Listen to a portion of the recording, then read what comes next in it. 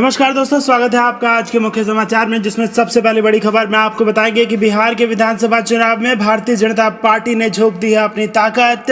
BJP के star प्रचारकों की नई सूची कर दी गई है जारी, जिसमें नंबर 1 पर खुद हैं पीएम मोदी और इसी के साथ शहनवाज और रूडी भी है इसमें शामिल। जी हाँ दोस्तों, पीएम मोदी खुद भारतीय जनता पार्टी के पक्ष में वोट मांगते दिखाई देंगे बिहार के विधानसभा चुनाव में। इसी के साथ दूसरी बड़ी खबर में आपको बताएंगे कि नीतीश ने की बड़ी रैली और इसमें दहाड़ते हुए कहा कि बिहार में फिर से अगर सामूहिक नरसंहार चाहते हैं तो हमें वोट मत दीजिएगा।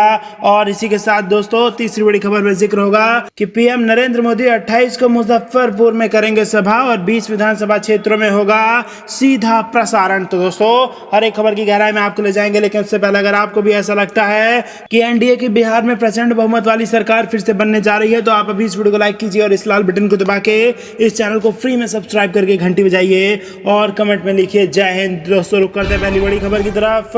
बीजेपी के स्टार प्रचारकों की नई सूची जारी, नंबर 1 पर खुद पीएम मोदी। जी हाँ दोस्तों, बिहार विधानसभा चुनाव के दूसरे चरण के लिए भारतीय जनता पार्टी ने अपने 30 स्टार प्रचारकों की नई सूची जारी कर दी है। पहले चरण के चुनाव के लिए हाल ही में जारी पहली सूची में संशोधन करते हुए नई सूची में बीजेपी प्रवक्ता शहनवाज हुसैन और राजीव प्रताप रूडी भी यहाँ पर शामिल हैं। और इसी के साथ पहली सूची में दोनों के नाम नहीं थे, लेकिन अब इन दोनों के नाम डाल दिए गए हैं। नई सूची में भी प्रधानमंत्री नरेंद्र मोदी पहले नंबर पर रखे गए हैं और सूची में गृह मंत्री अमित शाह, झारखंड के पूर्व मुख्यमंत्री रघुवर दास, उत्तर प्रदेश के मुख्यमंत्री योगी आदित्यनाथ और केंद्रीय मंत्री स्मृति ईरानी का नाम भी शामिल है। दोस्तों रुक करते हैं अगली बड़ी खबर की तरफ। नीतीश कुमार की दहाड़ का बिहार में अगर फिर से सामूहिक नरसंहार और अपराध चाहते हैं तो हमें वोट मत दीजिएगा। दरअसल दोस्तों बिहार में पहले चरण के लिए 28 अक्टूबर को मतदान होगा। ऐसे में सभी पार्टियों ने जोर शोर से अपना प्रचार अभियान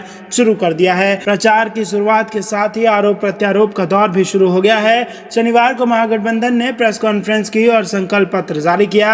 राजद के नेता तेजस्वी यादव ने रविवार को मुख्यमंत्री नीतीश कुमार पर जमकर हमला बोला तो उसका जवाब नीतीश कुमार ने बखूबी दिया। बिहार के मुख्यमंत्री नीतीश कुमार ने एक बार फिर राजद अध्यक्ष लालू यादव पर निशाना साधा। उन्होंने डुमराव में आयोजित एक जनसभा में कहा कि यदि बिहार में फिर से अपहरण, सामूहिक नरसंहार चाहते हैं तो हमें वोट मत दीजिएगा। अगर फिर से बिहार से बाहर जाना चाहते हो तो हमें वोट मत देना।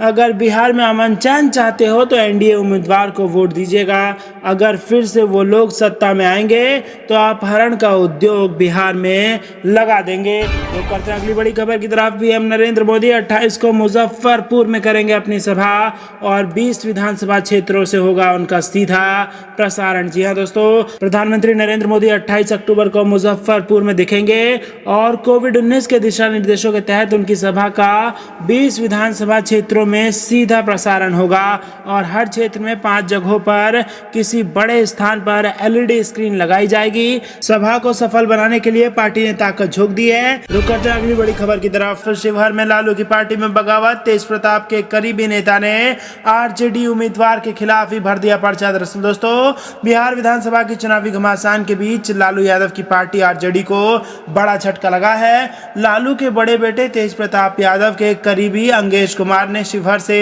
राजद प्रत्याशी के खिलाफ निर्दलीय पर्चा भर दिया है। बताया जा रहा है कि अंगेश के इस कदम से पार्टी के स्थानीय नेता सख्ते में हैं। मिली जानकारी के अनुसार तेज प्रताप के करीबी अंगेश ने शिवहर सीट से निर्दलीय पर्चा भर दिया। अंगेश पार्टी प्रत्याशी चेतन आनंद के खिलाफ इस सीट से मैदान में उतरे हैं। तेज प्रताप के करीबी द्वारा उठाए गए इस कदम से स्थानीय नेता हैरान है। दोस्तों करते हैं अगली बड़ी खबर की तरफ। नीतीश कुमार का विपक्ष पर हमला, बोले विपक्ष के पास ना तो विजन है और ना ही अनुभव, जो मन में आता है बोल देते हैं। दरअसल दोस्तों जेडीयू प्रमुख एवं मुख्यमंत्री नीतीश कुमार ने शनिवार को औरंगाबाद और रोहतास में अपनी चुनावी सभाओं में नाम लिए बिना लालू परिवार और नेता प्रतिपक्ष तेजस्वी यादव पर खूब तंज कसे। उन्होंने कहा कि उनके पास ना कोई विजन है और ना ही अनुभव, जो मन में आता है बोल देते हैं। राजद सरकार के कार्यकाल पर निशाना साधते हुए उन्होंने कहा कि मुखिया ने ऐसा काम किया तभी तो आज अंदर है। इसी के साथ दोस्तों नीतीश कुमार ने कहा कि केंद्र सरकार बिहार के विकास के लिए काफी प्रयासरत है। मौका दीजिएगा भाई तो हम तो सेवा करेंगे। हम काम ही करते हैं, लोगों की सेवा करना मेरा मूल काम है। हमने हाशिए पर रहे लोगों को मुख्य धारा में लाने का काम किया। मुख्यमंत्री ने कहा कि पुरुष और महिलाएं मिलकर काम करेंगी तो बिहार एक विकसित राज्य होगा। महिलाओं और बच्चियों की पढ़ाई के लिए हमारी सरकार ने बेहतर काम किया।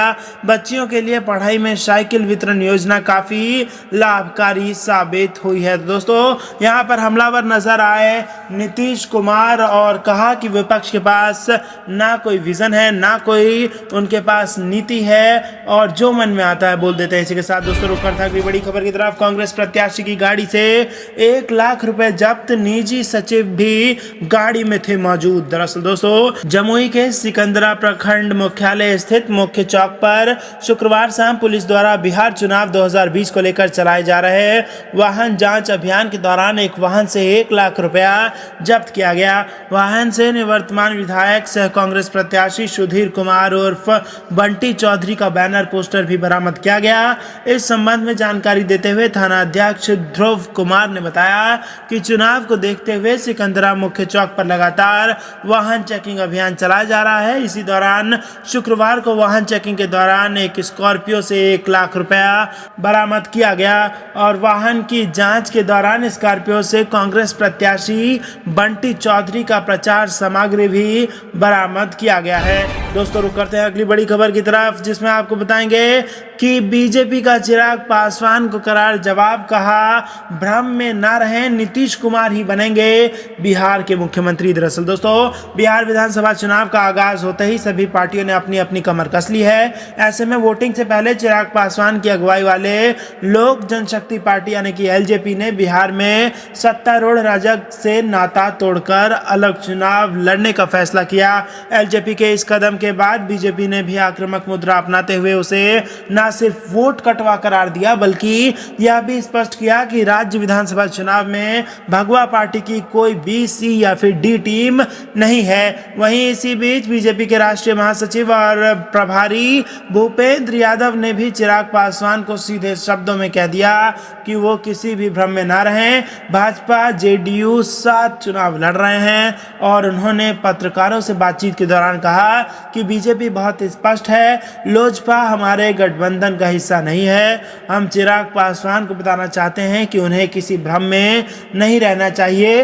भाजपा जेडीयू चुनाव लड़ रहे हैं और नीतीश कुमार जी ही बिहार के अगले मुख्यमंत्री होंगे। तो दोस्तों यहाँ पे भारतीय जनता पार्टी ने अपनी तरफ से स्पष्ट कर दिया है और लोजपा और चिराग पासवान की सारी जो डाउट्स थे, उनकी जो चिंताएं थी, उनको दूर कर दिया है और दो टूक कह दिया है कि किसी भी भ्रम में आप ना रहिए, मुख्यमंत्री नीतीश कुमार बनेंगे और हमारी और नीतीश कुमार की पार्टी जेडीयू के साथ यहाँ पर गठबंधन है जिसका हिस्सा लोजपा अब नहीं है। तो दोस्तों रुक करते हैं अगली बड़ी खबर की। चीन से तनातनी के बीच हिमाचल में फाइटर जेट की गड़गड़ाहट से गूंजता रहा आसमान। जी हाँ दोस्तों, भारत चीन तनाव के बीच हिमाचल प्रदेश से ये बेहद बड़ी खबर निकल के आ रही है। बुधवार देर रात और गुरुवार सुबह प्रदेश में जेट फाइटर की आवाजें गूंजती रही और इससे पहले कुल्लू के भुंतूर एयरपोर्ट पर अत्याधुनिक हेलीकॉप्टर चिनूक की लैंडिंग हुई। बताया जा रहा है कि चिंकुला पास पर टनल निर्माण के लिए सर्वे करने को लेकर चिनूक हेलीकॉप्टर यहां पहुंचा है।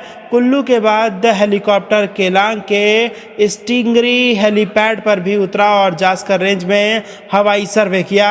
हिमाचल प्रदेश में अटल टनल बनने के बाद लेह और कारगिल मार्ग पर एक और टनल का निर्माण किया जा रहा है और इसी के साथ यहाँ पर सुरक्षा के जबरदस्त बंदोबस्त किए गए हैं और आसमान में दहाड़ रही है वायुसेना। तो दोस्तों रुक करते हैं अगली बड़ी खबर की तरफ। आतंकवादियों को बिरयानी खिला खिलाकर बर्बाद हुआ पाकिस्तान, अब आटे का भी जुगाड़ नहीं। जी हाँ दोस्तों, आतंकियों को बिरयानी खिलाना पाकिस्तान को महंगा पड़ता जा रहा है। दूसरों के लिए सिरदर्दी पैदा करने वाले पाक के हालात बद से बदतर हो गए हैं। शिक्षा, रोजगार, कानून व्यवस्था के लिहाज से तो पहले से ही पीछे था, अब तो खाने को भी तबाह हो रहा है। पाक में आटे के लिए हाहाकार मचा हुआ है। पाक सेना के लिए रुपए मांगती घूम रही है इमरान सरकार। अपने देश के लोगों को 2 वक्त की रोटी तक नसीब नहीं करवा पा रही है। पाक में लगातार गेहूं की आसमान छूती कीमतों का असर अब आटे के दाम पर भी दिखने लगा है। देश के कई हिस्सों में आटा 75 रुपए किलो से भी अधिक पर बिक रहा है। इतना ही नहीं, अब यह आटा रुपए देने के बाद भी नहीं मिल रहा है। पाकिस्तान के चारों प्रांतों सिंध, बलूचिस्तान, पंजाब और खैबर पख्तूनख्वा आटे की किल्लत से जूझ रहे हैं। सिंध और कई अन्य प्रांतों में लोगों को लंबी लंबी लाइन में घंटों इंतजार करना पड़ रहा है। उसके बाद भी आटा नहीं मिल रहा है। हालत ये तक पहुंच गई है कि नान बेचने वाले दुकानदार हड़ताल पर जा रहे हैं और लोग भूख से रो रहे हैं। पाकिस्तान को भारत से लड़ाई सबसे अधिक महंगी पड़ी है। पुलवामा हमले से पहले तक पाक को मोस्ट फेवर्ड नेशंस का दर्जा प्राप्त था, जो उसकी हरकतों की वजह से भारत ने वापस ले लिया।